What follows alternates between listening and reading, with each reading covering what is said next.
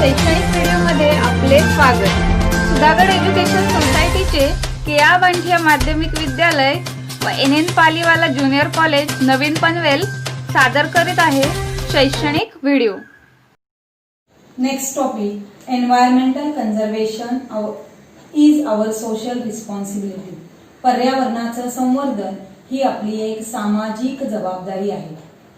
We know that since the existence of human, there is an interaction between the human and environment. Or our daily needs, we also interact with the environment. की आपल्या दैनंदिन जीवनासाठी किंवा रोजच्या गरजांसाठी आपण environment मध्ये किंवा पर्यावरणाशी इंटरॅक्शन आंतरप्रक्रिया घडून येतात। जसा मानव अस्तित्वात आला तेव्हापासून मानव आणि पर्यावरणामध्ये इंटरॅक्शन घडून येतं किंवा आंतरप्रक्रिया घडून येतं। On the earth, human proved its superiority as compared to other animals with the help of their characters like intelligence, memory, ability, and imaginary ability. की मानव हा इतर प्राण्यांपेक्षा नेहमी उच्च किंवा बुद्धिमान प्राणी समजला जातो। तो त्याच्या बुद्धिमत्तेवरून, त्याची आकलन क्षमता आणि त्याचबरोबर कल्पनाशक्तीच्या सहाय्याने तो इतर प्राण्यांपेक्षा वेगळा ठरतो। And human establish domination over the nature. आणि म्हणूनच या कल्पकतेच्या जोरावर मानवाने निसर्गावर मात केली किंवा निसर्गावर वर्चस्व दाखवतो। Human utilise all the natural resources as much as possible. It attempt to live satisfactory life. Human kept on searching from the nature as much as possible.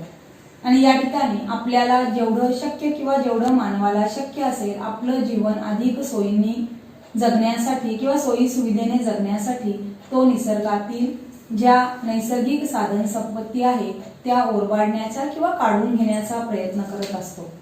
And therefore it leads to increase the problem. We can understand that the human has a crucial role in maintaining the environmental balance. आणि मानव हाच त्या ठिकाणी महत्त्वाचा भाग किंवा महत्त्वाचा घटक आहे की जो पुन्हा पर्यावरणाला बॅलन्स करू शकतो। If human has disturbed the environmental balance, then human itself only can conserve and improve the quality of the nature. मानवाने जर पर्यावरण डिस्टर्ब केलं तर मानव हा असा एकच प्राणी आहे की तो पुन्हा त्या पर्यावरणाची क्वालिटी किंवा त्याची प्रत, त्याचा बॅलन्स पुन्हा त्या ठिकाणी घडवून आणू शकतो। याचं उत्तम उदाहरण म्हणजे मोलाई नावाच्या एका व्यक्तीने एक पूर्ण जवळजवळ 1360 हेक्टरच्या किंवा एकरचा परिसर हा जंगल म्हणून त्या ठिकाणी तयार केला। तर अशा या व्यक्तीची गोष्ट आपल्याला पुढच्या पॉइंटमध्ये किंवा पुढच्या मुद्द्यामध्ये आपण बघणार आहोत। Next one, a story, big story of a small man. A person from Assam named Jadav Molai Payang was born in 1963. He is working as a forest worker since the age of 16 years. वयाच्या 16व्या वर्षापासून मोलाई हे जंगल कामगार म्हणून काम करत होते। गावाजवळून वाहणाऱ्या ब्रह्मपुत्रा नदीला महापूर आल्याने तेथील असंख्य साप मृत्युमुखी पडले। And as a preventive measure Molai planted 20 bamboo plantlets. In 1979 local social forestry department began a social afforestation project on 200 hectares of land. 200 acre जमिनीवरती सामाजिक वनीकरण विभागाने झाडं लावण्याचा प्रकल्प हातात घेतला। And in that project Molai also one of the few forest worker who were looking after. या प्रोजेक्टमध्ये मोलाई सुद्धा अनेक कामगारांपैकी एक कामगार होते की जे या जंगलाची देखभाल करत होते। परंतु ही योजना थांबल्यानंतर सुद्धा मोलाईंने आपले काम सतत चालू ठेवले किंवा कायमस्वरूपी चालू ठेवले. As a result of his continuous work of planting and caring for the trees, the baron area witness the forest cover over 1360 acres. आणि याचा परिणाम कायम झाडं लावणे की त्यामुळे ज्या परिसरात एकही वृक्ष नव्हता त्या ठिकाणी या एका व्यक्तीने जवळजवळ 1360 हेक्टर जमिनीवर जंगल तयार केले. आणि आजसुद्धा आसाममध्ये जोरहाट येथील कोकिलामुख इथे हे जंगल मोलाईंच्या 30 वर्षाच्या अथक परिश्रमातून तयार झाले आहे. आणि यामुळे किंवा या त्यांच्या कामामुळे इंडियन गव्हर्नमेंटने सुद्धा त्यांना पद्मश्री अवॉर्ड देऊन गौरवलं आहे. And today also known this forest as Molai jungle. आणि त्यांच्या नावानेच हे जंगल म्हणून ओळखलं जाऊ लागतं. Many people come together to destroy the forest, but a single person, if determined, can establish a new forest. अनेक माणसं मिळून अख्खं जंगल नष्ट करतात, परंतु एका व्यक्तीने जर मनात आणलं तर ती अख्खं जंगल निर्माण करू शकते किंवा एका व्यक्तीने जर ठरवलं तर कोणतंही अशक्य काम शक्य करू शकते. हे याचं उदाहरण आहे. Environmental conservation and biodiversity. Most harmful effect of the environmental pollution occurs on the living organisms. Many harmful effects on living organisms due to the environmental pollution. Have you seen some examples of these in your area? We see our living world had been richly diverse. बऱ्याच प्रमाणामध्ये ही आपली सजीव सृष्टी आहे ती विविधतेने नटलेली आहे. In these various of the plants and animals are present or variety of plants and animals are seen in this living world. However, we are not able to see some specific animals about which we had listened from the earlier generation. परंतु मागील पिढ्यांकडून ऐकलेले काही विशिष्ट प्राणी किंवा वनस्पती आपल्याला आज पाहायला मिळत नाही. Biodiversity is the richness of living organism in nature due to the presence of variety of organisms. निसर्गामध्ये आढळणाऱ्या एकाच जातीच्या सजीवांमधील आनुवंशिक फरक, सजीवांच्या जातींचे अनेक प्रकार आणि विविध प्रकारच्या परिसंस्था यामुळे निसर्गाला जी सजीव सृष्टी लाभलेली आहे त्याला आपण बायोडायव्हर्सिटी किंवा जैवविविधता असे म्हणतो. Biodiversity is occur in 3 levels or 3 different levels, that is called as genetic diversity, then species diversity, and third one the ecosystem diversity. In first, genetic diversity.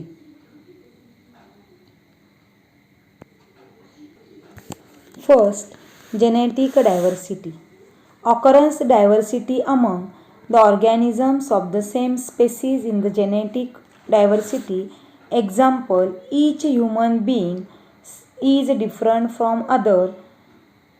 Possibility of wiping out the species arises if there is a decrease in diversity within the species whose members involve in sexual reproduction. दिलेल्या फिगरमध्ये आपण बघू शकतो many human beings are there but they are all are differ from each other. प्रत्येक जो सजीव आहे तो या ठिकाणी प्रत्येक सजीवापेक्षा भिन्न आहे किंवा वेगळा आहे.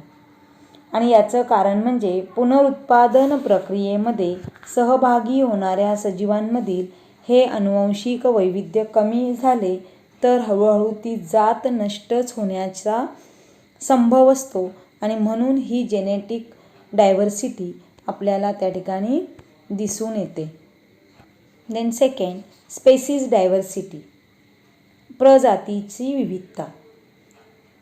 इन्युमरेबल species of organisms occur in nature, this is called as the species diversity. निसर्गामध्ये सजीवांच्या असंख्य प्रजाती आढळून येतात, यालाच प्रजातींची विविधता म्हणतात.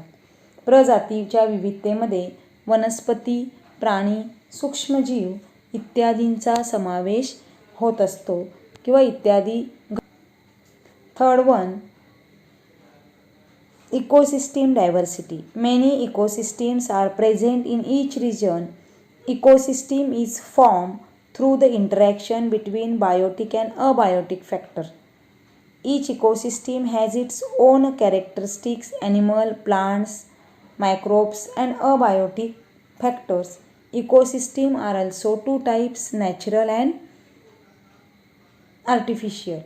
दिलेल्या फिगरमध्ये आपण टुंड्रा प्रदेशातील इकोसिस्टीम, त्यानंतर डेझर्टमधील सी इकोसिस्टीम यासारख्या अनेक इकोसिस्टीम आपल्याला आकृतीत दिसत आहेत की प्रत्येक परिसंस्थेमध्ये किंवा इकोसिस्टीममध्ये राहणारे प्राणी, वनस्पती आणि सूक्ष्मजीव, अजैविक घटक हे वेगवेगळे असतात. नेक्स्ट टॉपिक, सॅक्रेड ग्रुव्स, म्हणजेच त्याला आपण मराठीमध्ये देवराई असं म्हणतो. The forests conserve the name in the name of God and considered to the sacred is called as the sacred grove. देवाच्या नावाने राखलेले व पवित्र समजले जाणारे वन म्हणजे त्याला आपण देवराई असं म्हणतो.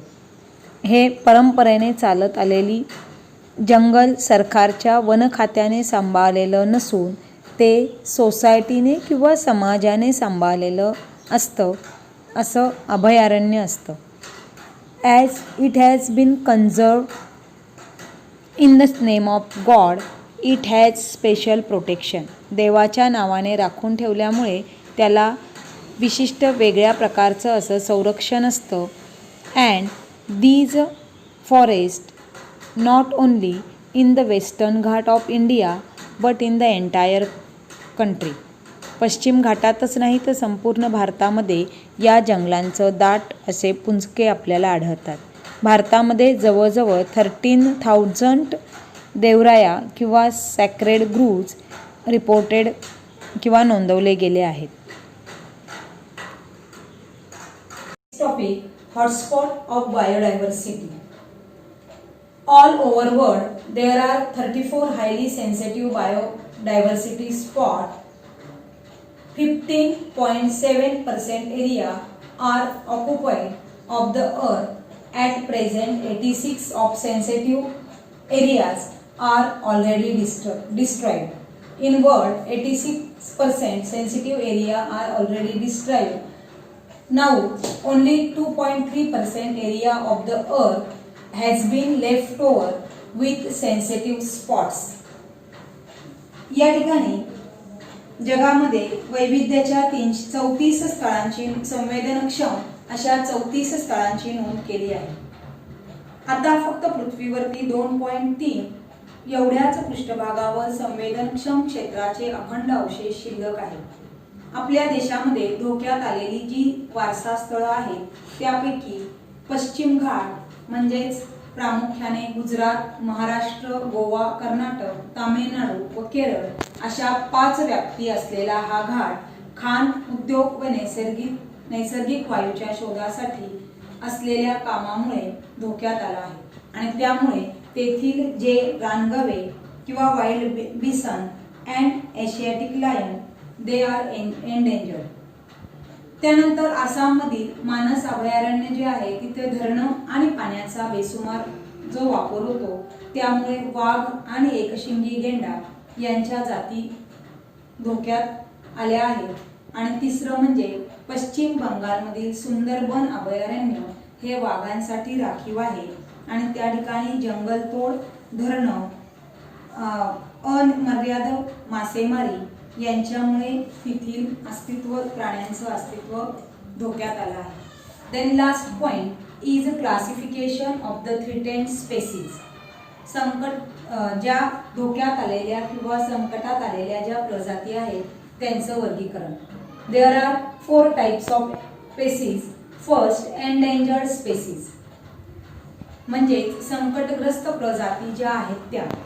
Either number of organisms is decline or their habitat is shrunk to such an extent that they can be extinct in near future if conservation measures are not implemented they are destroyed. काही ज्या प्रजाती आहेत किंवा प्राणी आहेत त्यांची संख्या अत्यंत कमी असल्यामुळे त्यांचा अधिवास सुद्धा कमी झाला आहे किंवा संकुचित झाला आहे. जर त्यावर योग्य उपाययोजना नाही केली तर त्या प्रजाती नष्ट होऊन जातील. फॉर एक्झाम्पल लेसर फ्लोरिकन आणि lion tailed monkey. Second is rarer species किंवा त्यालाच आपण दुर्मिळ प्रजाती म्हणतो.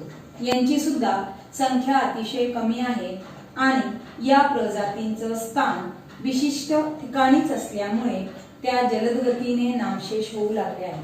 For example red panda and musk deer. Third one vulnerable species means संवेदनशील प्रजाती. Number of these organisms are extremely less and continuous to decline. And continuous decline in their number is a worrisome result. That is a tiger and lion किंवा जे गीरच्या अभयारण्यातील जे सिंह आहेत ते आणि पट्टेरी वाघ यांची संख्या मोठ्या प्रमाणावरती कमी झाली आहे. त्याचबरोबर सातत्याने घटत आहे. And last one intermediate species किंवा त्याला अनिश्चित प्रजाती म्हणतात. The organisms appear to be endangered, but due to their some behavior habits, there is no definite and substantial information. या प्रजाती धोक्यात असल्यासारख्या भासतात परंतु त्यांच्या वर्तनाच्या काही सवयींमुळे या प्रजातींमध्ये बाबत कोणतीही विशिष्ट आणि ठोस माहिती उपलब्ध नसते. फॉर एक्झाम्पल जायंट स्क्विरल किंवा त्यालाच शेखरू असे म्हणतात. आपले हक्काचे मराठी चॅनल रायगड ओवी न्यूज चॅनल सदैव आपल्यासोबत. रायगड ओवी न्यूज चॅनल नेहमी पाहत राहा. लाईक करा, सबस्क्राईब करा आणि बेल आयकॉनवर क्लिक करायला विसरू नका.